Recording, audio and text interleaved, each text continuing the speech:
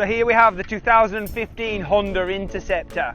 Now this bike's been around for generations and generations. I have one of these from 1986 in my garage and I absolutely love it. Now this bike was brought back in 2014 with some updated parts. So what we have here is a 782cc 90-degree V4 engine. Now the engine's really intelligent. Low down RPM, it only uses 2 valves per cylinder. Higher RPM, it uses all 4.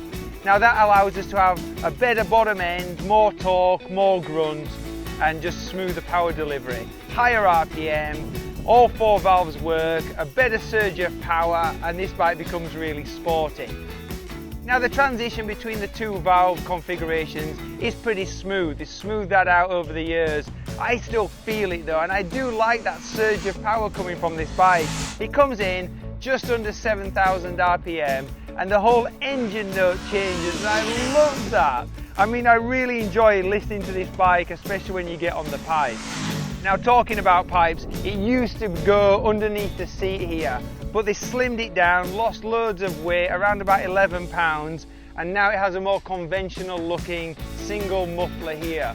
But it does cover up that gorgeous single-sided swinging arm, which I absolutely love. So even though we've lost some weight, that exhaust system definitely covers up a beautiful part of the bike. Now the bike's slim. I like that about the bike. It's not too wide. It's got a really good comfortable seat here. The seat's also adjustable, so it goes up from 31 inches to 31.8, giving you a little bit of adjustment there between smaller and taller riders. Passenger seat's huge and some massive grab rails there for them to hang on to, so you can really enjoy the experience here with a passenger. Now long highway miles are easy.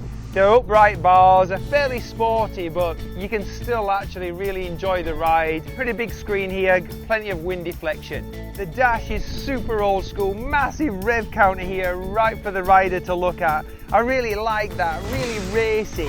Just look at that needle climb and the RPM, real old school, and some really clear digital displays either side of that. As far as like the cockpit's concerned, the handlebars have some fairly bulky buttons. I'm not one for massive buttons, and this bike does have quite a few. Comes with traction control, ABS, some heated hand grips, really allowing you on the deluxe model for some creature comforts. This traction control works very well.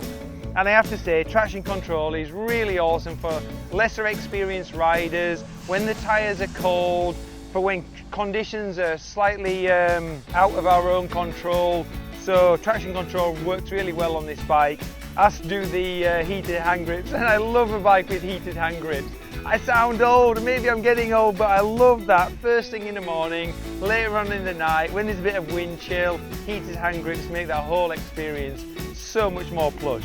Brakes as ever with Honda, stop very well. It's not over brakes, but very powerful. I love the feel that comes out the front and the braking system here. Suspension wise, this bike's got some decent adjustment. It's not upside down front forks, but the conventional fork system does work, and like I said, you got some adjustment there so you can play around with things.